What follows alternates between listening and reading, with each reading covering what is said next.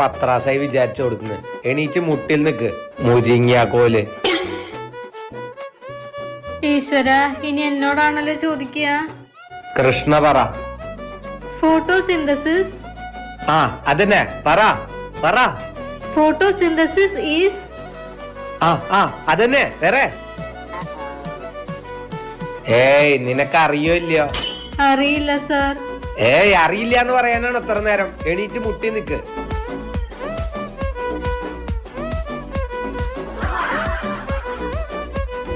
ഇനി നീ പറ.